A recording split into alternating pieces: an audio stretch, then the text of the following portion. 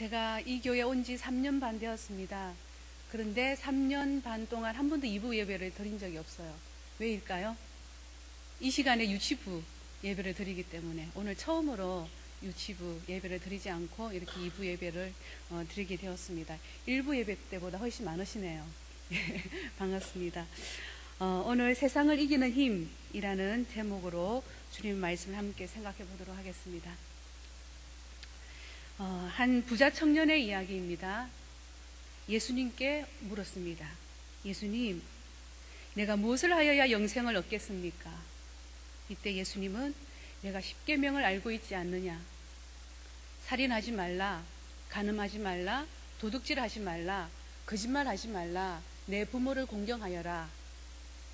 부자가 말합니다. 주님, 저는 그것을 어릴 적부터 지켜왔습니다. 이때 예수님은 말씀하십니다. 네가 아직까지도 한 가지 부족한 것이 있다. 너희 재산을 팔아서 가난한 사람들에게 나누어 주어라. 그리고 나서 나를 찾아오너라. 나를 따르라. 라고 말씀하셨습니다. 부자는 어떻게 했을까요? 부자는 심히 근심하여 돌아갔습니다. 누가복음 18장의 말씀입니다.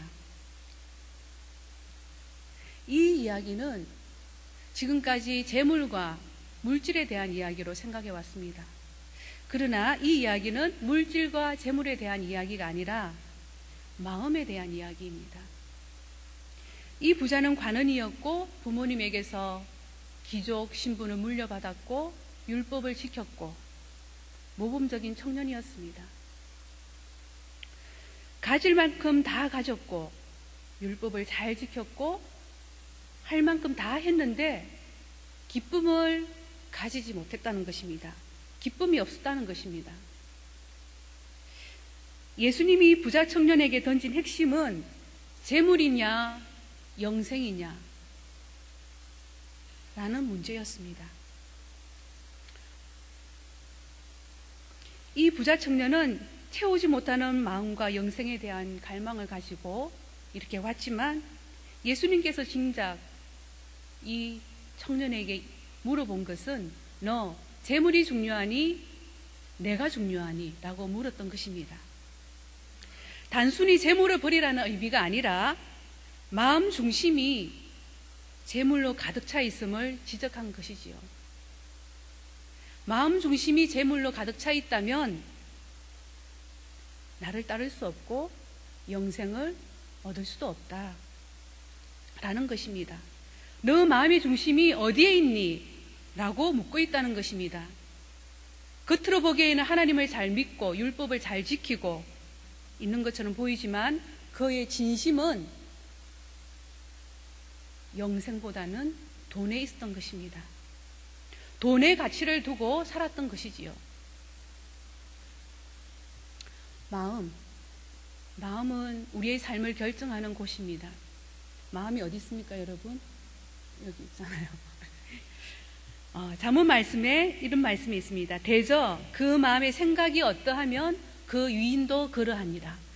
그 마음이 생각한 대로 그 유인의 인격, 그 사람의 인격이 그대로 나타난다.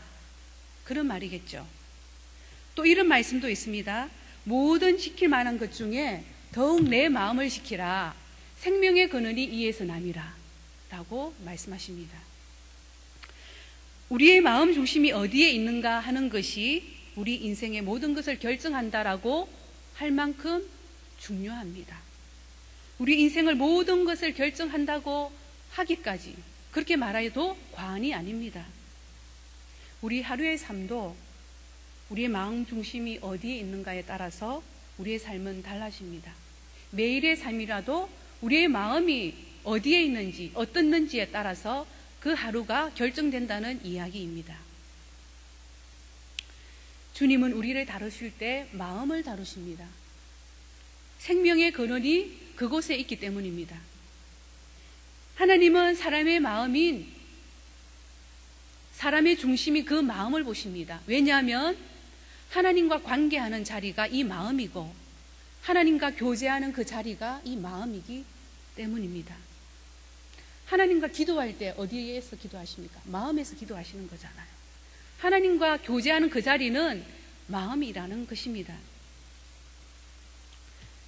사탄은 우리 마음을 끊임없이 다른 데 두도록 만듭니다. 우리 다 함께 예레미야서를 같이 찾아보면 좋겠습니다. 예레미야 2장 13절, 구약 성경의 1051쪽에 있습니다.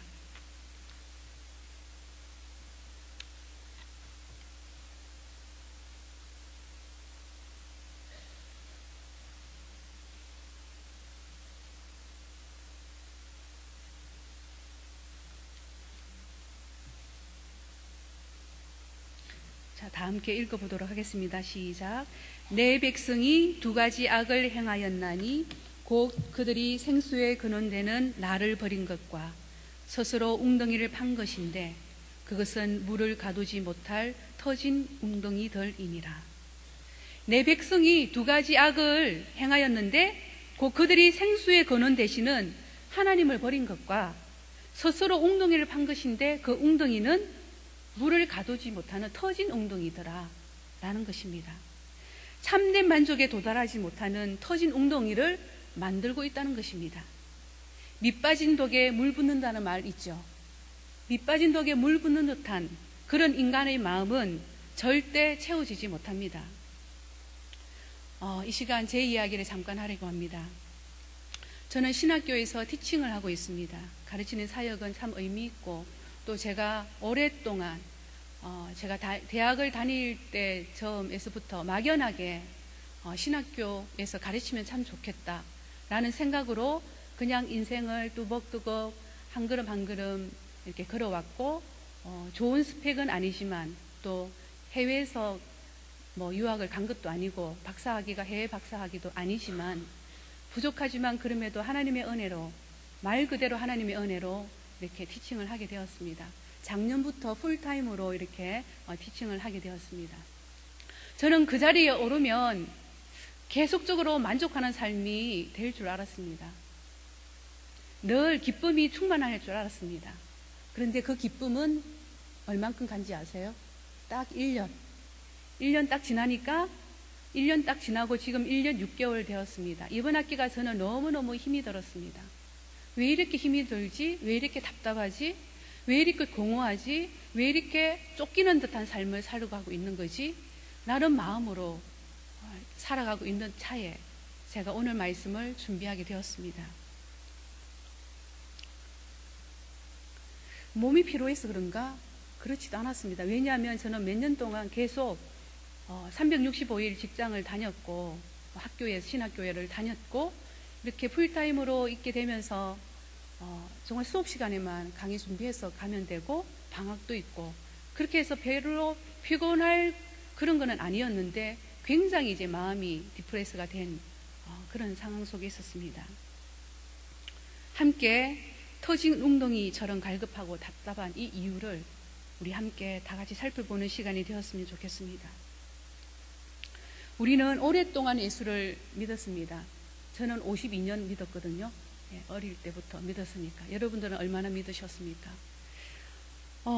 오랫동안 예수님을 믿었고 열심히 주님의 일을 감당하고 있는데 이 부자 청년처럼 답답하고 뭔가 빠지는 것 같은 그런 삶을 사는 것은 아닙니까? 또 우리는 녹록지 않은 세상을 살아가고 있죠. 직장인은 직장 생활에서, 학생은 학업에서, 학교 생활에서, 주부는 주부대로, 또 어린이들은 어린이대로 마음의 상처를 입고 살아갑니다.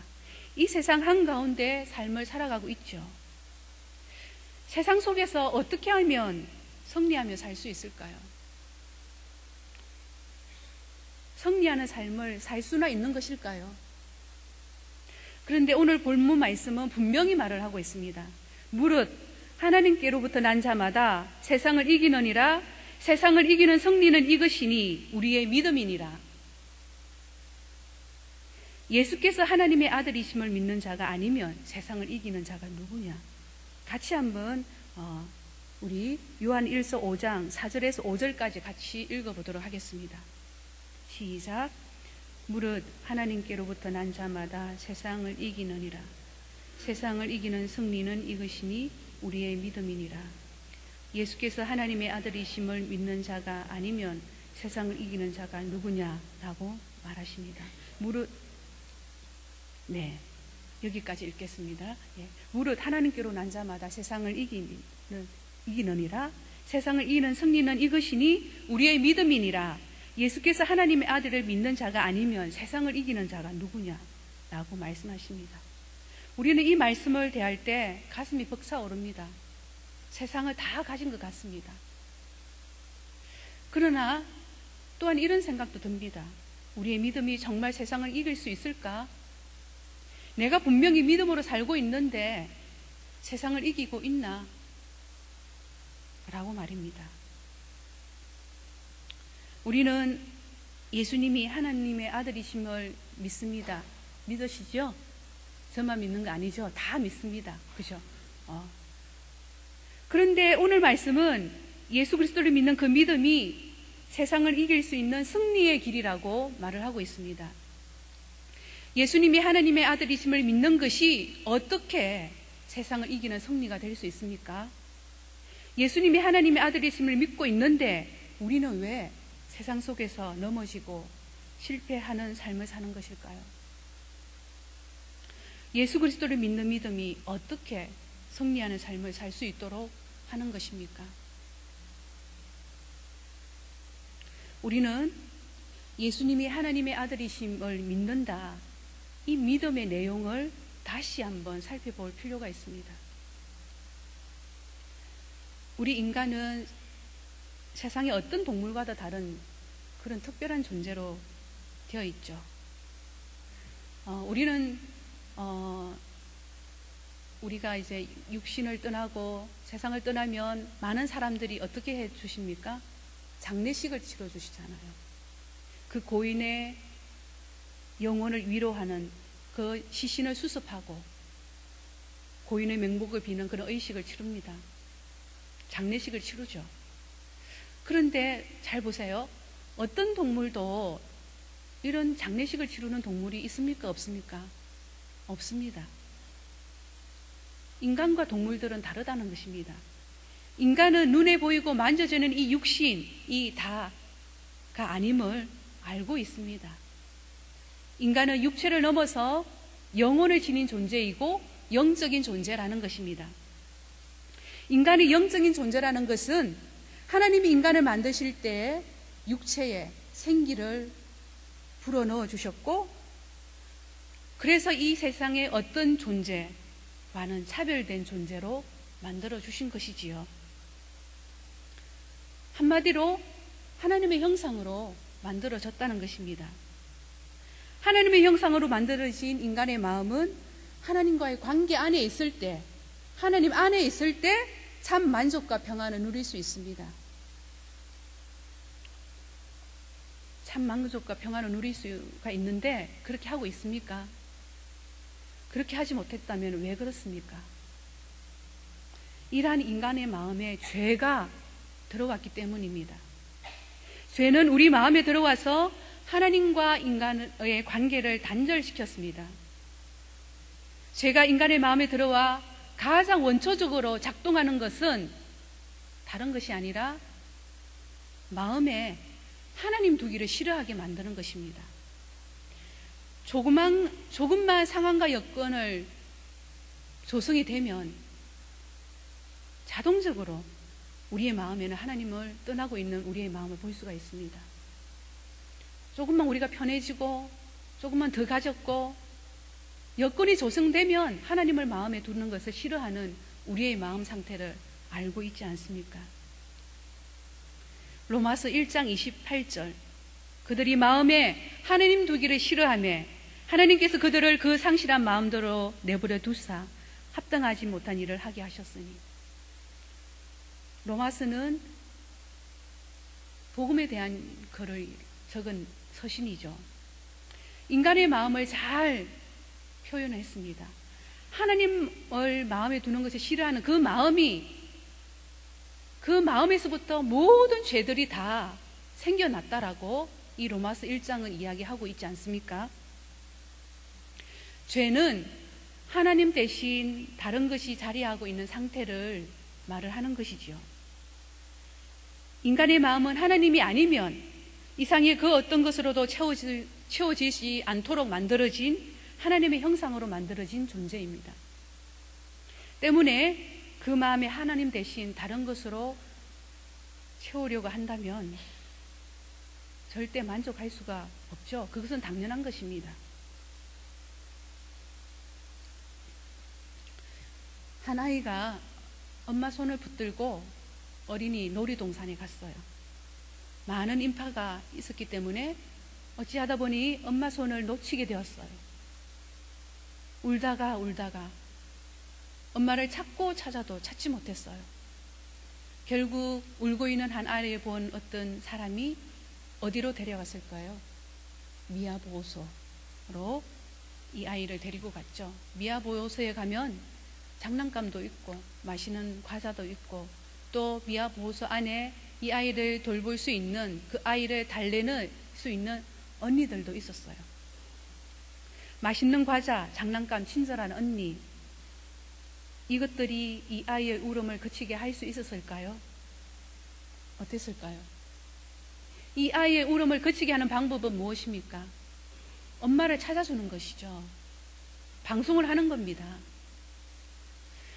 우리는 부모님의 손을 놓고 헤매는 이 아이처럼 하나님의 손을 놓쳐버리고 이 세상을 헤매고 살아가고 있는, 울고 있는 이 아이와 같습니다. 맛있는 과자도 장난감도 친절한 언니도 엄마를 대신할 수는 없습니다. 그런 것처럼 하나님이 아닌 것으로는 인간의 영혼을 만족시키지 못합니다. 죄는 도덕적으로 윤리적으로 잘못한 것, 그 이상을 말하는 것입니다. 마음 중심에 하나님보다 더 우선시 되는 것, 다른 무엇이 있는 것, 그것을 말하는 것이죠. 우리에게 있어 하나님보다 더 우선시 되는 것은 무엇입니까? 마음 중심을 움직이게 하는 것이 무엇입니까? 앞서 우리가 살펴본 부자 청년은 무엇이었습니까? 재물이었습니다. 우리는 무엇입니까?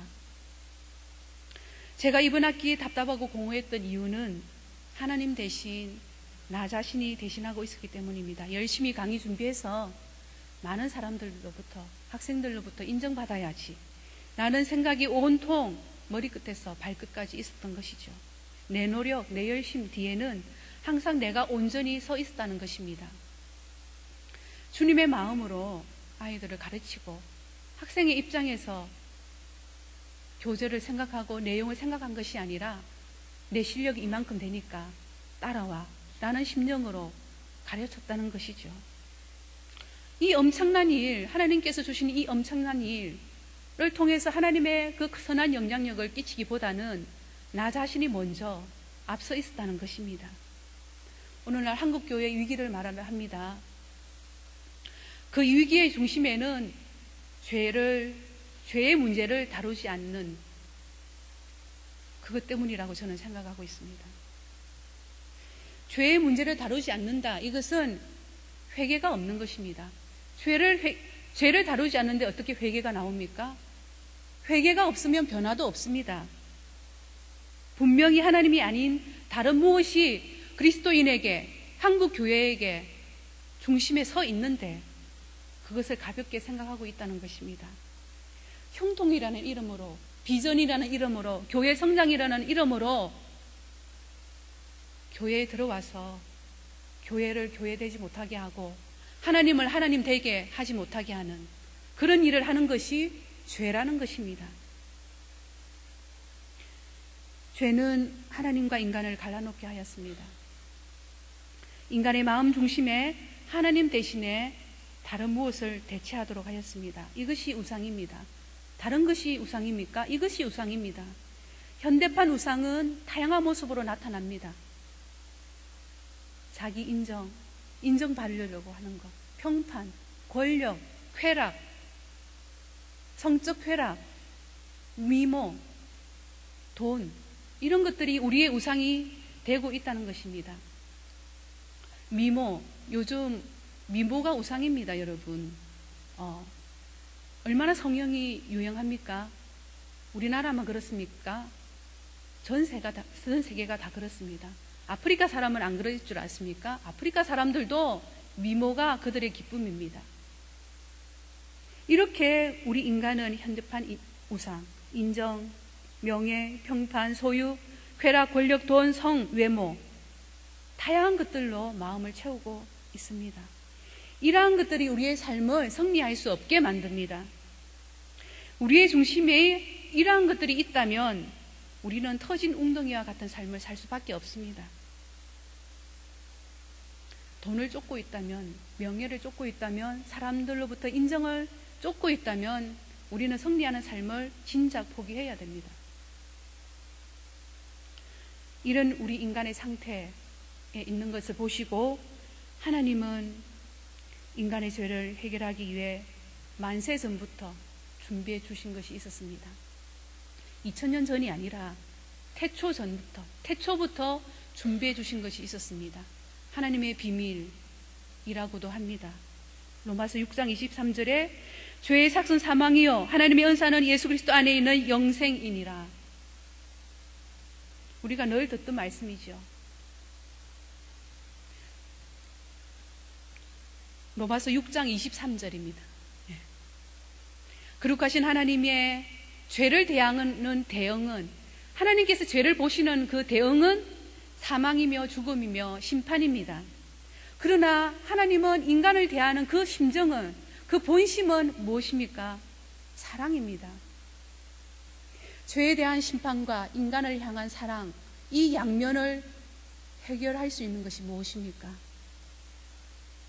이 양면을 해결해 주시는 하나님의 비밀, 이것이 십자가 복음입니다. 거룩하신 하나님의 죄에 대한 대응과 하나님의 인간을 향한 사랑이 온전히 나타난 것이 바로 십자가 복음이라는 것입니다. 예수님은 우리 죄를 담당해 주셨고 우리는 이제 죄의 종이 아니라 사망에서 생명으로 옮겨졌습니다. 그런데 여러분, 우리는 여기서 분명히 해야 할 것이 있습니다. 예수님이 나를 위해서 십자가에 죽으셨고 나의 죄의 문제를 해결해 주셨고, 그래서 죽음의 권세에서 해방되어 생명으로 이어졌고 천국으로 갈 수 있게 되었다는 것을 믿습니다. 맞습니다. 그렇지만 이것이 다가 아니라는 것입니다. 주님의 십자가의 복음은 이 땅에서의 삶의 문제도 해결해 주신다는 것입니다.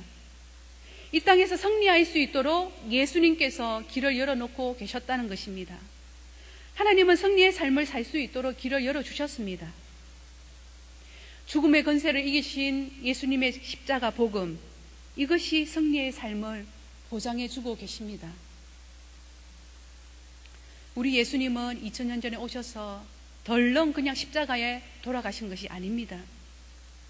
예수님은 잉태되시고 출생하시고 외로움, 숙취, 가난, 채찍질, 질고, 저주, 이 세상에서 있는 모든 인간이 당하는 고통을 다 경험하시고 짊어지시고 살으셨습니다. 왜 그렇게 하셨을까요? 우리가 인생을 살아가면서 경험되는 모든 것들, 내가 당해야 할 모든 것들을 다 쏟아 부으셨습니다. 모든 고통을 짊어지고 가셨다는 것입니다. 베들레헴 마구간에서 태어나셨습니다. 외모도 풍채도 없었습니다. 사람이 무시하는 나사렛 가난한 동네에서 태어나셨습니다. 가난한 목수의 아들로 태어나셨고 또 소년 가장처럼 살았다고 합니다. 인간으로 살아갈 동안 사람이 겪어야 할 모든 고통을 다 겪으셨습니다. 우리가 인생을 살면서 겪을 수 있는 모든 고통을 다 경험하셨다는 것입니다. 그것을 가지고 가셨다는 것입니다. 그렇게 하시면서 우리의 삶, 내 인생을 전부도 대속해 주셨다는 것입니다. 내 삶의 전부를 대속해 주신 것입니다. 그러면 우리는 주님께서 대속해 주신 이 삶을 어떻게 살 수 있을까요? 주님께서 우리를 위해서, 우리의 승리하는 삶을 위해서 그 인생의 모든 고통을 다 짊어지시고, 우리가 겪어야 할 모든 인생의 고통을 다 짊어지시고 그것까지도 대속해 주셨다고 하셨는데, 그렇다면 우리는 어떻게 승리하는 삶을 살아갈 수가 있습니까? 갈라디아서 2장 20절을 함께 찾아보겠습니다. 갈라디아서 2장 20절 신약성경 304쪽입니다.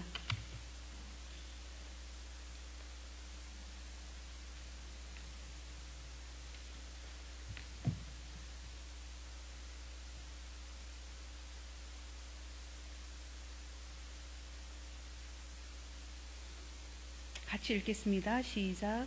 내가 그리스도와 함께 십자가에 못 박혔나니 그런즉 이제는 내가 사는 것이 아니요 오직 내 안에 그리스도께서 사시는 것이라.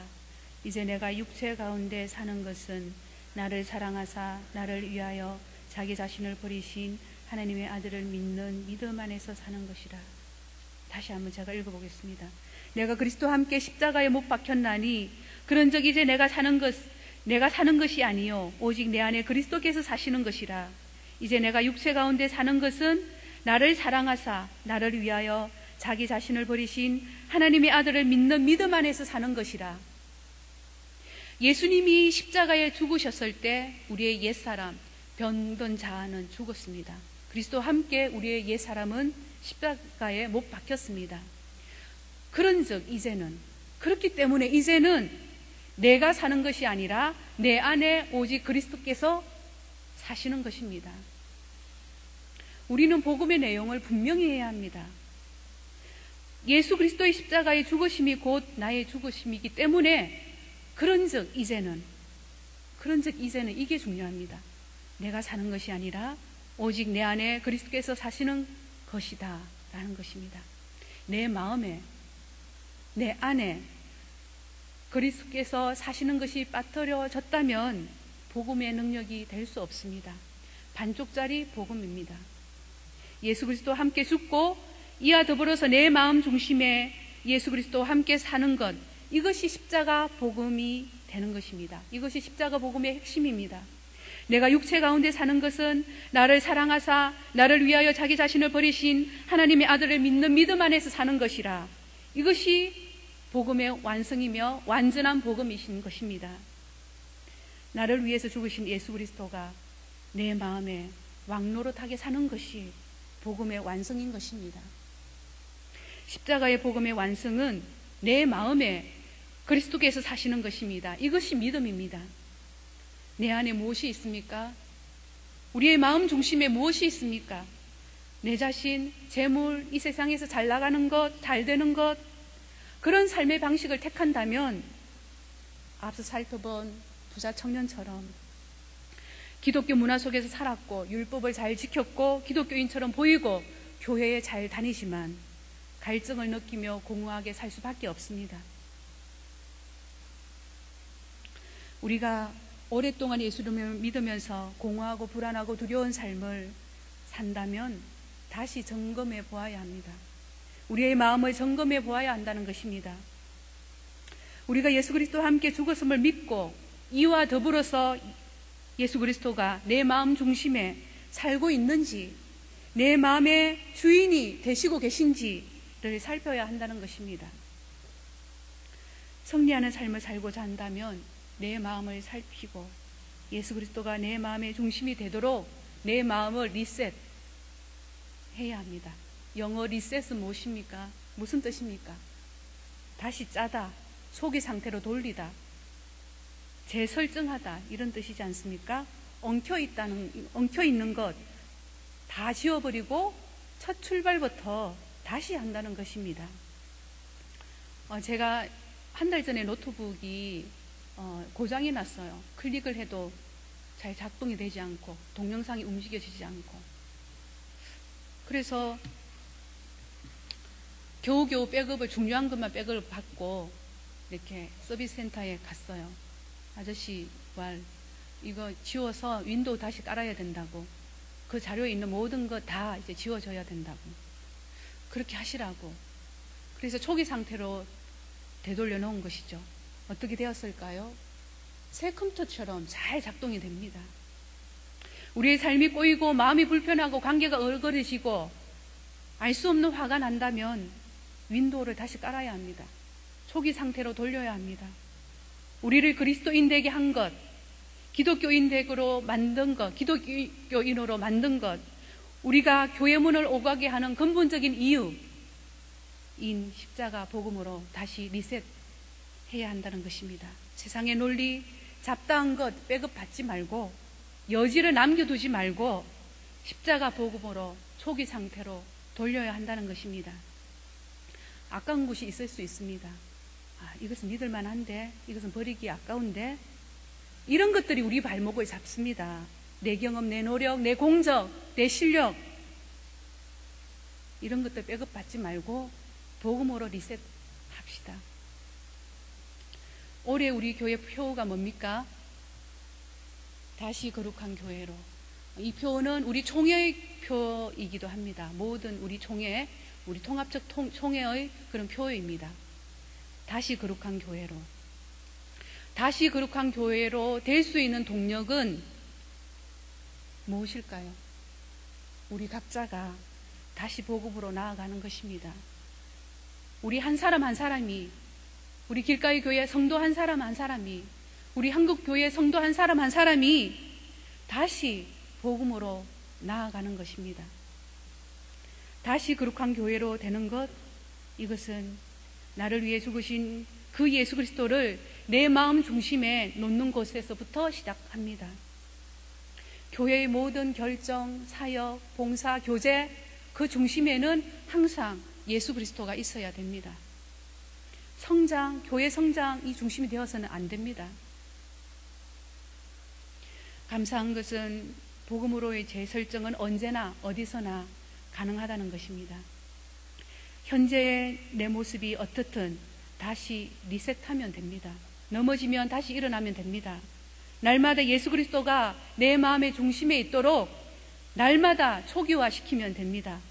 이렇게 할 때, 이렇게 될 때 무릇 하나님께로부터 난 자마다 세상을 이기느니라. 세상을 이기는 승리는 이것이니 우리의 믿음이니라. 예수께서 하나님의 아들이심을 믿는 자가 아니면 세상을 이기는 자가 누구냐? 라는 말씀이 실제가 됩니다. 우리 인생은 한 번밖에 살지 못합니다. 인생은 그리 길지 않은 것 같습니다. 우리의 마음 중심을 어디에 두고 살지를 결정하십시다. 돈에 둘지, 명예에 둘지, 쾌락에 둘지, 이 세상에서 잘 먹고 잘 사는 것에 둘지 결정하십시다. 전심이 복음으로 기울어지도록 하십시다. 삶의 우선순위를 다른 것에 두지 말고 주님께 둡시다. 삶을 단순하게 살아갑시다. 나에게 집중하면 바로 넘어집니다. 나의 연약한 모습에 집중하지 말고 오직 주님께 집중하는 삶을 살아내십시다. 진리의 기준을 삼고 살아갑시다. 이럴 때 성령님이 우리를 붙들어 주실 것입니다.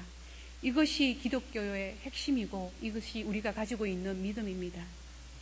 이 믿음으로 이 세상을 승리하는 저와 여러분들이 되시길 주님의 이름으로 축원합니다. 아멘. 잠깐 기도하시겠습니다.